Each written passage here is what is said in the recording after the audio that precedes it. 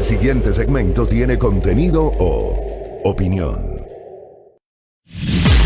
La entrevista en A Primera Hora. Analizamos los hechos del momento junto a sus protagonistas.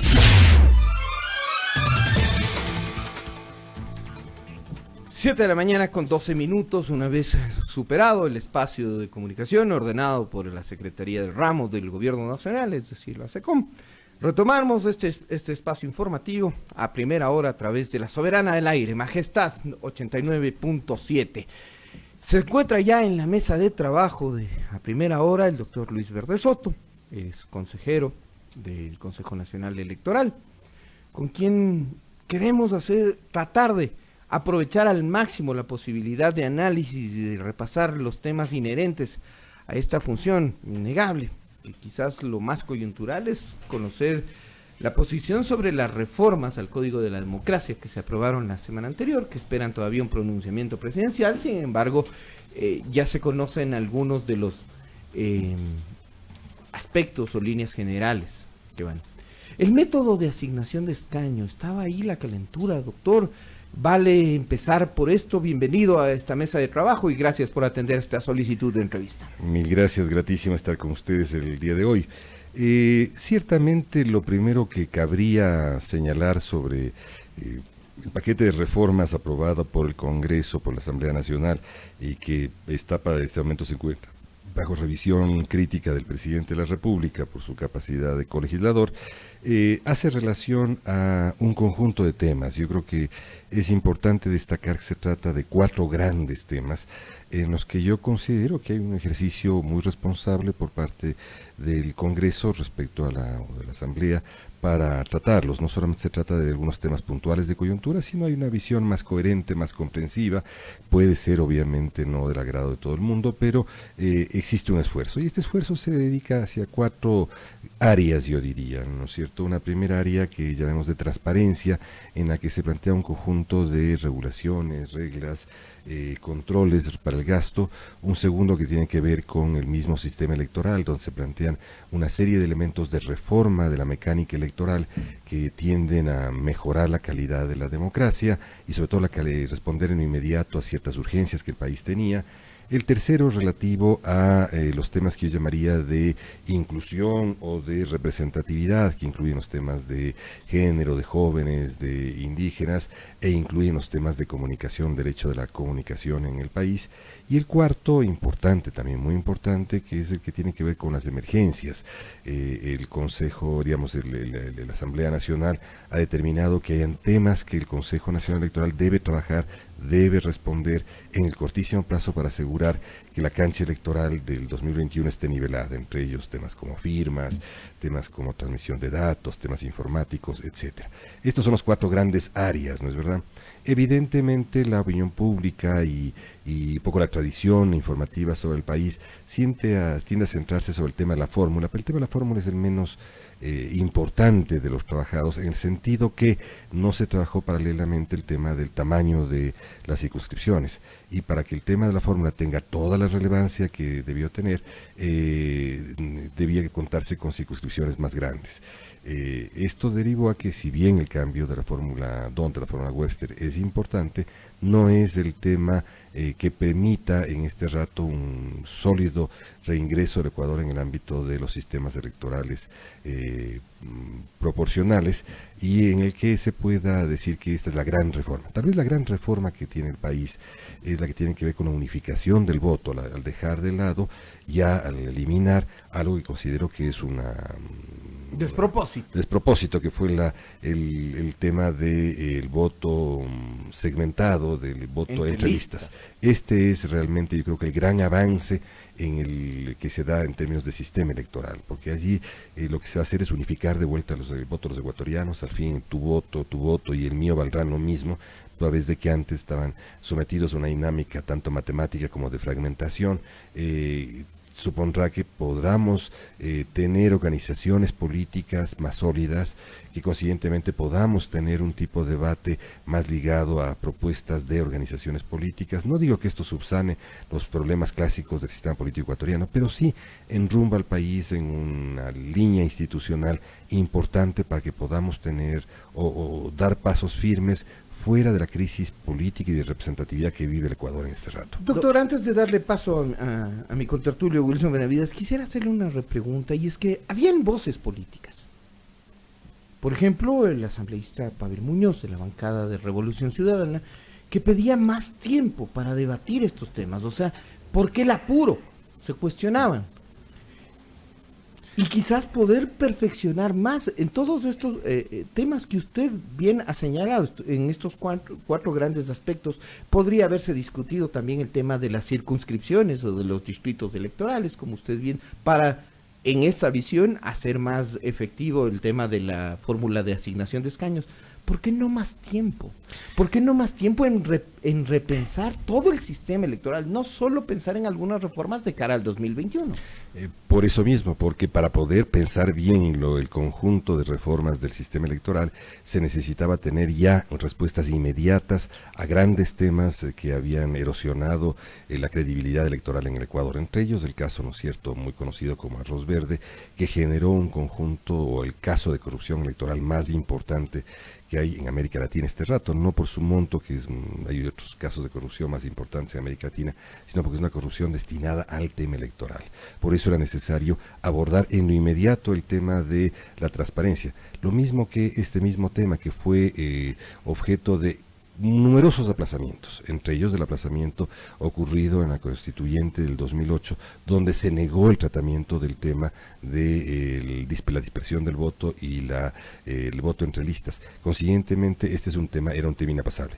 El resto de temas son perfectamente tratables, porque lo único que ocurrirá es de que durante este mismo periodo electoral se podrán ir trabajando casa adentro el conjunto de reformas que de hecho ya las propuse en el transcurso de estos meses, de modo tal que apenas se cumple el primer año, apenas terminado el año electoral, terminado el ciclo electoral, se pueda volver a proponerle a la Asamblea, y la Asamblea puede seguir debatiendo. No se trata de un aplazamiento indefinido, se trata de un aplazamiento necesario, que había que hacerlo para poder resolver temas urgentes en el corto plazo. Me quedan algunas cuestionantes al respecto, Wilson. Muchas gracias, consejero, por visitarnos. Por favor. Bienvenido a este espacio de opinión y de noticias en Radio Majestad. Mi consulta va en dos vías, mi querido consejero. Por un lado, un tema coyuntural. Tenemos entendido que hubo algunos informes o proyectos de reforma al Código de Democracia que salieron del Consejo Nacional Electoral. Es decir, uno fue presentado por usted, me parece que en coordinación con el despacho del vicepresidente Enrique Pita, y otro fue presentado por los otros consejeros. ¿Cómo se subsanó eso en ya la reforma que está en el Ejecutivo, por un lado? Y por otro lado, una pregunta de carácter técnico. Si bien el Ecuador da ese gran salto, y coincido plenamente con usted de que efectivamente volver al sistema de lista cerrada es el corazón de la reforma en este caso, ¿cómo empata esa lista cerrada con el nuevo método de asignación de escaños, que sin embargo la reforma no cambia ni modifica los distritos electorales? Comencemos por lo segundo. No tiene ninguna relación lo uno con lo otro. El hecho del manejo de la fórmula se podía hacer con listas abiertas o con listas cerradas. Lo único que ocurre ahora es de que no habrá posibilidad de tener varios votos cruzados, y hay que evitar que la población anule su voto si es que se confunde en ello.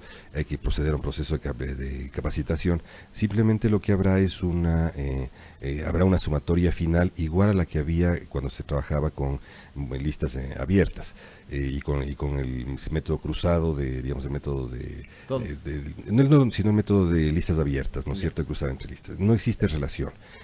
Ciertamente lo que hay es que el método es independiente de la formulación de listas bloqueadas o listas no bloqueadas. Entonces sobre eso no hay relación alguna. Y la otra pregunta tuya fue... ¿Qué pasó con estos dos proyectos de reforma al Código claro de Democracia sí, del claro. Consejo Electoral, no? No, mira, son dos proyectos que te explico la razón por la cual fueron dos proyectos.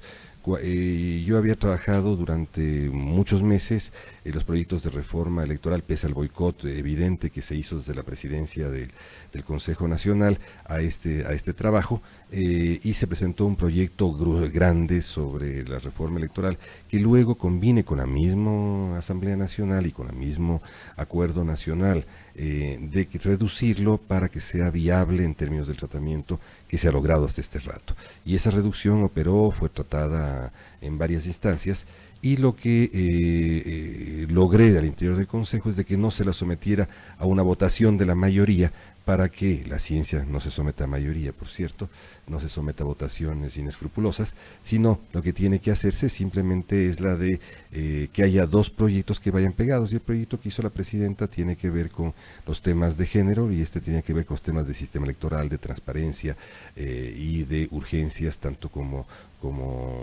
los temas de representatividad en términos de comunicación. Entonces lo que hizo fue pegar dos proyectos. Esos dos proyectos fueron trabajados de modo separado, han tenido respuesta por parte de los legisladores, también integrados en un proyecto de reforma, y yo creo que es muy sano que eso haya ocurrido. Así evitamos de que haya un nuevo atropello de la mayoría sobre las propuestas, porque en términos científicos y en términos de calidad técnica no se debe someter ni la técnica de la ciencia a la mayoría, sino debe someterse a la razón, al buen juicio, al razonamiento, a una forma deliberativa de democracia. Doctor, quisiera retomar lo que dejamos pendiente antes de las dos preguntas. Usted decía que quizás la parte medular era las formulaciones, las nuevas formulaciones en torno al financiamiento de las campañas electorales, que esto tenía una motivación. Usted citaba el caso Arroz Verde. Yo le decía, por ejemplo, los límites al gasto electoral y el financiamiento directo por parte del Estado de las campañas tienen también un génesis, y este génesis es la investigación que dio y la declaración propia de uno de los actores, en este caso el señor Fernando Azpiazu, del financiamiento de la campaña del doctor Yamil Maguad en 1998. Y ahí se determinó que el Estado, o sea, empezó a debatirse la necesidad de que sea el Estado quien financie las campañas en lugar de los aportes privados. Ahora ustedes amplían este concepto al tema de los límites. ¿Cuál es precisamente la parte medular? A ver, veamos, la transición a la democracia en Ecuador está asociada a la subvención pública a la gestión política, no es solamente desde el tema Azpiazu, el tema Maguad, está asociada desde el inicio de la transición a la democracia con los fondos correspondientes. Los fondos partidistas. El fondo de reposición de gastos electorales y el fondo de apoyo a los partidos, ¿no es cierto? Fondo de promoción. Entonces ese apoyo de los fondos existe desde el inicio como un reconocimiento de que una sociedad desigual es necesario tratar de crear condiciones políticas, de igualdad política, para que pueda haber un acceso más claro hacia la democracia. Desde ahí comenzó esta forma. Le ha ido modificándose este proceso. De hecho, acaba de modificarse este rato. Este rato mismo se modificó, ubicando que los fondos dedicados a los partidos, el 60% tengan que dedicarse a capacitación y el 30% apenas a gastos administrativos. Lo que quiero decir con esto es que hay una historia de cambios. Entre la historia de cambios vino la de la fijación de franjas o fajas electorales, ¿no es cierto?, en la cual lo que se hace es dar acceso equitativo a todos los partidos, independientemente de su tamaño y de los resultados electorales que ya ha obtenido, a una promoción electoral equitativa. Esto es lo que se hizo no solamente en relación a este proceso, sino es un proceso que existe en América Latina. Brasil lo tiene, Chile lo tiene, etcétera. Varios países lo tienen. Estos son procesos que también existen en el conjunto de la región.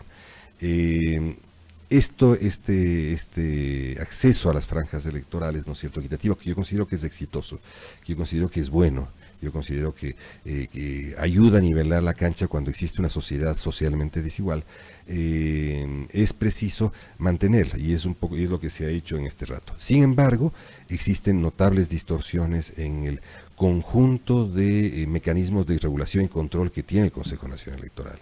Tal vez el más formal, si cabe término, fue de que se recibió, se lo trabajó por parte de la Asamblea Nacional, que es el sinceramiento de gastos.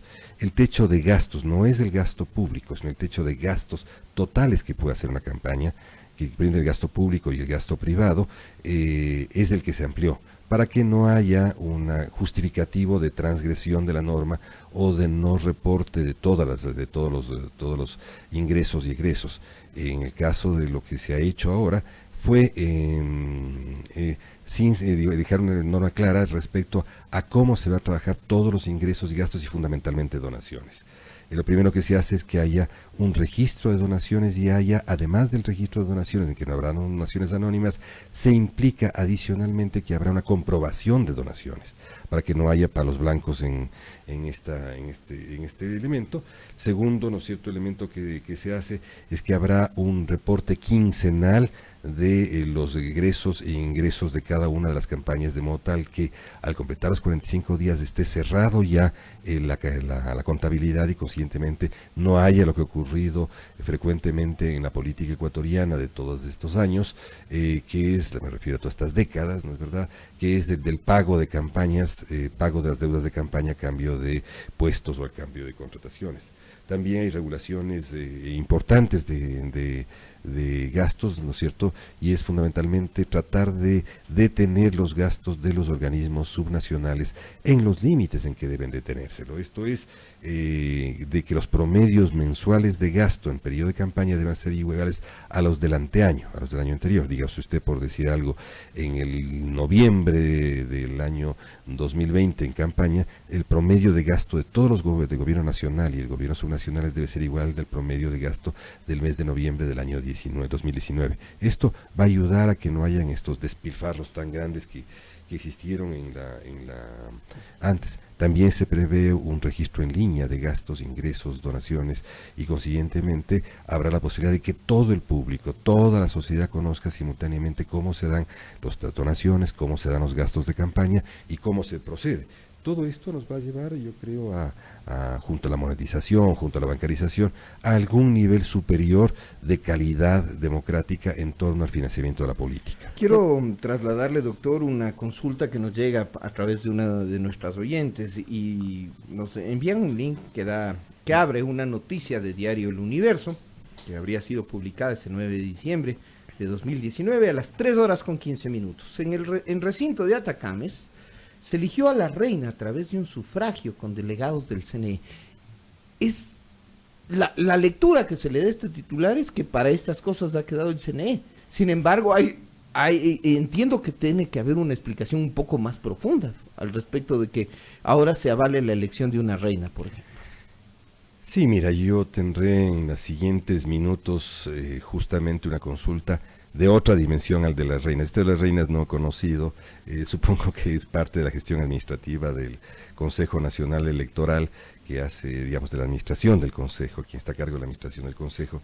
Ciertamente existe la facultad de que todo proceso que tenga que ver con algo electoral, el Consejo puede prestar su concurso, sea un sindicato, sea una junta de riego, y ahora veo que reinas también. Reina por elección popular, dice, Sí. ¿no? O sea, con voto y sufragio directo.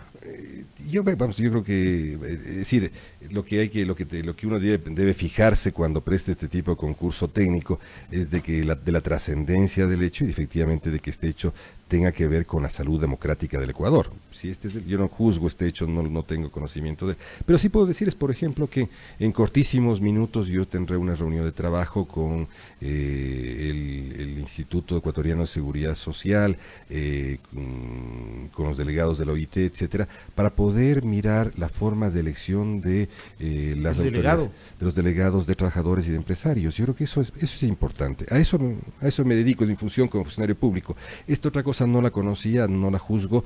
Ciertamente no creo que el Consejo Electoral deba, o la opinión pública deba fijarse en estas cosas. Más bien fijémonos en lo otro. Yo creo que estoy tan harto de los conflictos ahí y de las banalidades con que a veces se desenvuelve la gestión, que es necesario que pongamos otra vez los pies sobre la tierra, el cuerpo sobre los pies y podamos caminar haciendo cosas que tienen valor. Yo me dedicaré en la mañana de hoy a cosas que tienen valor.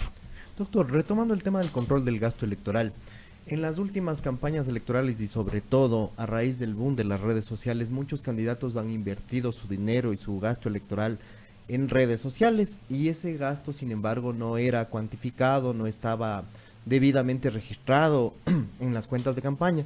La reforma al Código de la Democracia, ¿cómo aporta para registrar el gasto en plataformas digitales, en redes sociales que harían los candidatos, sobre todo en las elecciones del 2021, que son las que se avecinan, doctor? Mira, tuvimos una durísima lucha en el Consejo Nacional sobre la necesidad de que los portales digitales puedan acceder al financiamiento público, por una razón obvia, porque la política y las campañas políticas se están digitalizando, se están adquiriendo un cariz digital. Esta durísima lucha llevó a interpretaciones jurídicas, llevó a que se interpretara de que los medios de comunicación no llegan hasta los portales digitales, luego se interpretó que sí, se les puso muchas trabas para su calificación, hubo muy poquísimos que pudieron acceder, pero esta vez la Asamblea Nacional ha tenido la enorme sensatez de entender de que los portales digitales nacionales tienen carácter de medios y consiguientemente pues, son susceptibles de recibir financiamiento. Esto cambia un poco la ecuación del financiamiento electoral, porque como tú sabes los precios de la difusión y la propaganda en los medios convencionales respecto a los medios digitales es infinitamente diferente. ¿Incluiría, por ejemplo, plataformas como Facebook, donde muchos candidatos? No, es decir lo único que son las portales digitales registradas nacionalmente como tales, con antigüedad y con ciertos requisitos. Las pintadas de paredes, los libros biográficos, autobiográficos, ¿entran en esa contabilidad? Este es un tema muy complejo que yo creo que estamos también en estos debates, a veces trascendentes y a veces intrascendentes.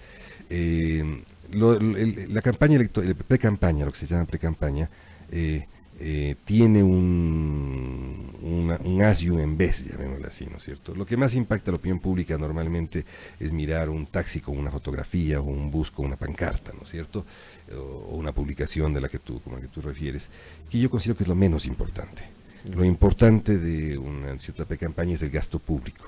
Es ahí donde se debe poner, porque la magnitud y la incidencia son enormemente distintas. El gasto público puede ser un municipio respecto a una elección local de la que puede hacer este tipo de contabilidad. Sin embargo, si quieren contar cuántos postes hay con la pinta, pique, cuéntenlos, y si quieren cobrar $20 por ellos a una campaña, los cobren, porque es la sanción que hay, simplemente la sanción que hasta ahora existe, salvo cuando entra ya en vigencia el nuevo código.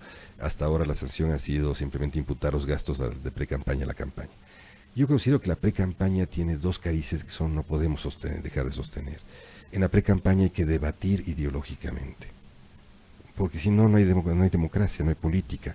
En la política se hace debatiendo propuestas ideológicas. Creo que sí debe estar fuera de la pre-campaña lo que son la personalización de la gestión y lo que es la